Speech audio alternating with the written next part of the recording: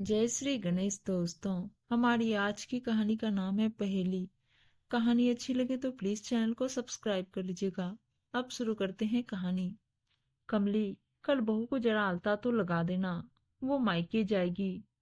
और तू घर जाते जाते रास्ते में पार्लर वाली को बोलते जाना, अच्छा तू रहने दे, मैं ही फोन कर बुला लूंगी, थोड़ा मेहंदी भी लगा देगी। मानसी ने सहायिका कमली से कहा और आकर डाइनिंग टेबल के कुर्सी में बैठ गई।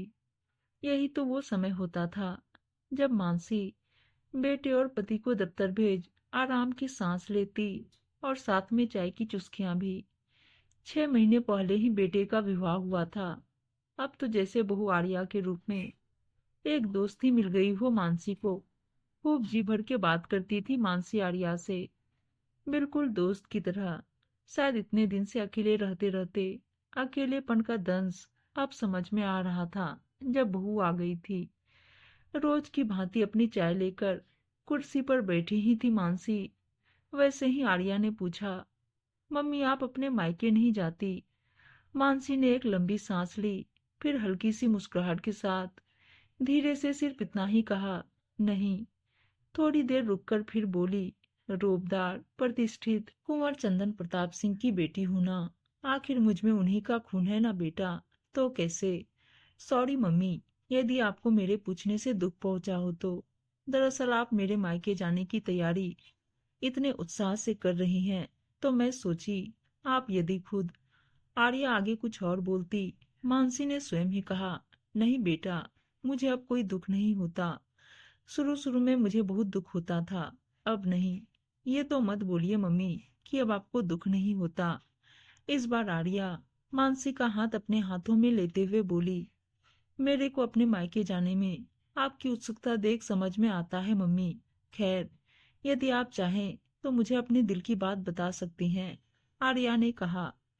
चाय की आखिरी घुट पीकर कप टेबल पर रखते हुए मानसी लंबी सांस लेते हुए बोली, बिल्कुल आर्या, जरूर बताऊंगी तुझे, सब कुछ बताऊंगी बेटा। रामगढ़ के प्रतिष्ठित राजपूत घराने में कुंवर चंदन प्रताप सिंह के घर मेरा जन्म हुआ था।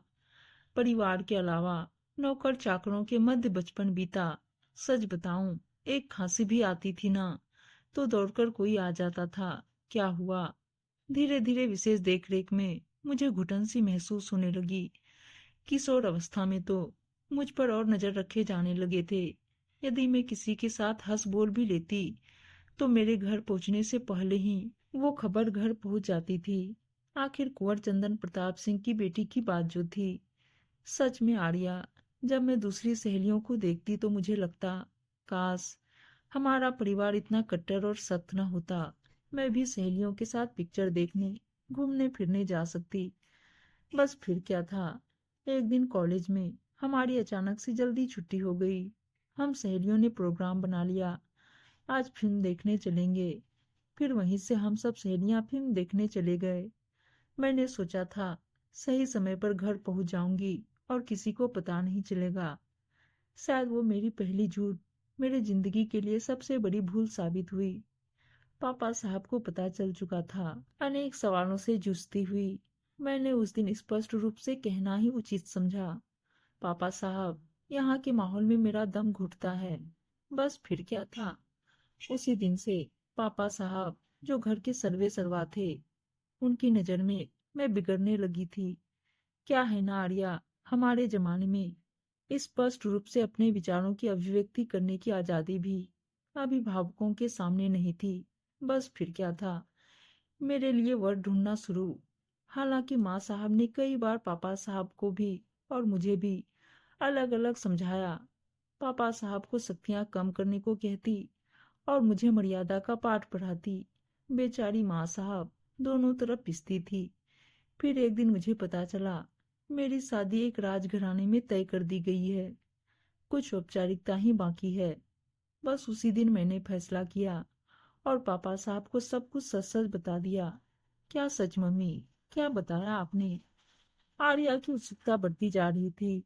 यही कि पापा साहब, मैं मयंक को पसंद करती हूँ। बस फिर क्या था, घर में भूचाल आ गया। मेरे ऊपर पाबंदियां लगा दी गई। शादी की तैयारियां जोर शोर से शुरू हो गई। उन्हें लगता था एक बार शादी हो गई फिर सब ठीक हो जाएगा। मुझे कुछ समझ में नहीं आ रहा था। बस फाइनल ईयर के आखिरी पेपर के दिन, पेपर खत्म होने के बाद मैं मयंक के साथ चली गई। हमने कोर्ट में शादी की, फिर उसके घर गई। मेरे सास ससुर ने मेरी बहुत इज्जत के साथ स्वागत किया। मायके की पूरी फौज पहुंची थी मयंक के घर। पर मयंक और सास ससुर की समझदारी से धीरे धीरे मामला शांत हो गया। पर जाते जाते एक बात कह गए थे, उस घर में कभी कदम मत रखना, वरना हम दोनों, मम्मी पापा जीते जी मर जाएंगे। इसे मेरी धमकी नहीं, कसम समझना। क्या है ना आर्या, मुझे भी लगा था धीरे धीरे सब ठीक हो जाएगा। माँ पापा मुझे माफ कर अपना लेंगे। पर कभी कभी झूठी सांस, दिखावटी, बनावटी आडंबर के चलते लोग अपनी कीमती चीज भी खो देते हैं। कुछ दिनों बाद मयंक का तबादला दूसरे शहर में हो गया। हम वहां शिफ्ट हो गए। दिन बीतता गया। सहेलियों से, मोहल्ले वालों से जिसका भी फोन नंबर था, कभी कभी माँ साहब और पापा साहब का हालचाल मिल जाया करता था। सच बताऊं, कभी कभी दुख भी होता था।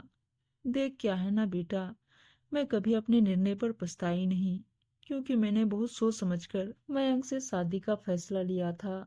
मयंक अच्छा लड़का था। सबसे बड़ी बात, वो मेरी भावनाओं को समझता था। फिर मैंने अपनी माँ साहब को देखा था। सिर्फ राजघराने की बहू ही तो थी वो, और कुछ भी नहीं।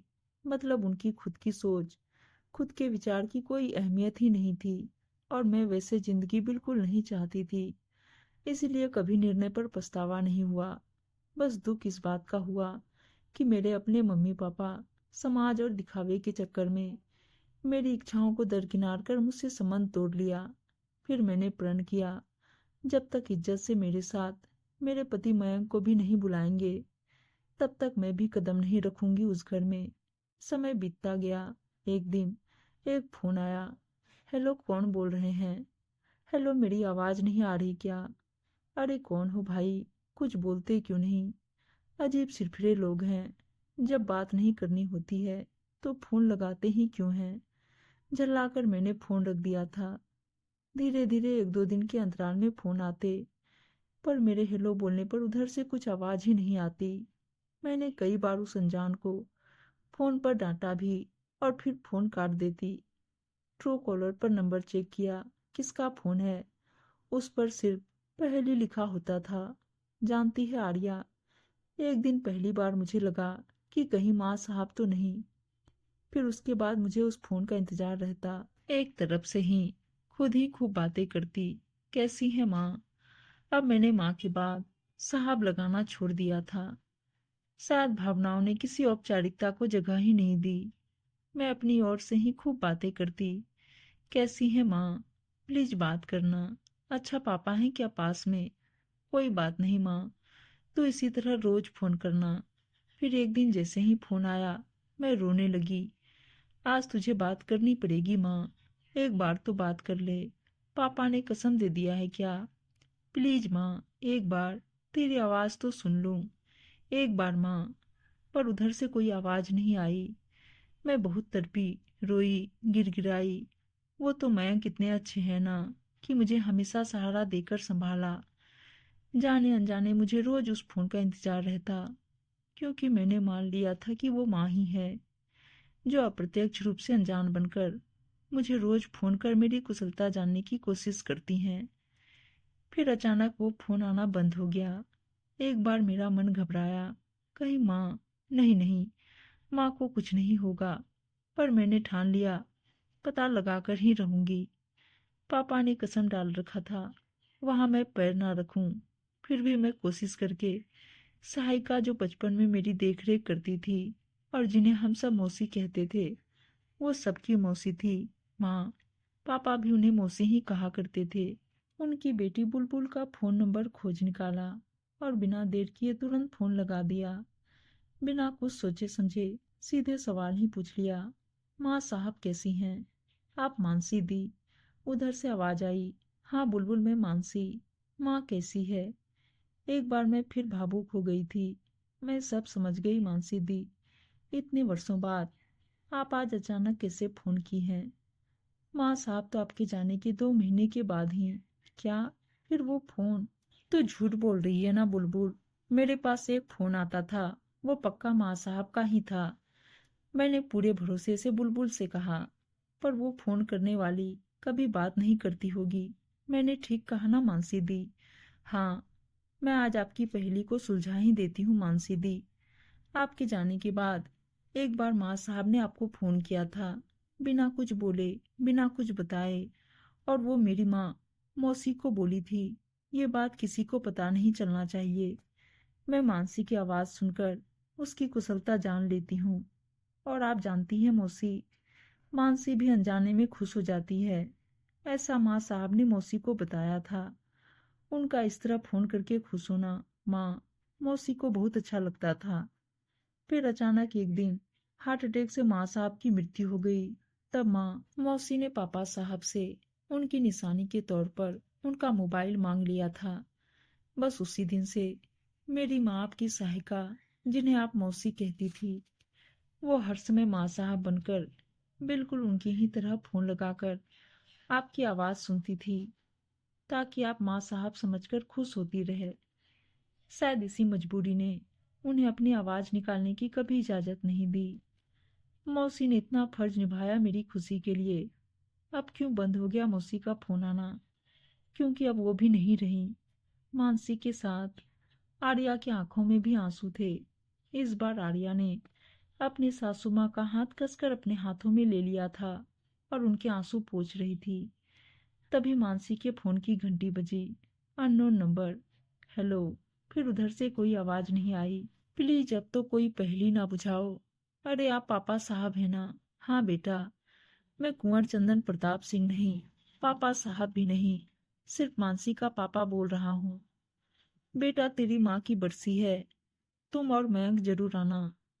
मानसी के मुख से अनायास ही निकला, पापा साहब। पापा साहब नहीं, सिर्फ पापा। उम्मीद है दोस्तों आपको कहानी अच्छी लगी होगी, और अच्छी अच्छी कहानियां सुनने के लिए चैनल को सब्सक्राइब और वीडियो को लाइक शेयर जरूर कर दीजिएगा। धन्यवाद दोस्तों।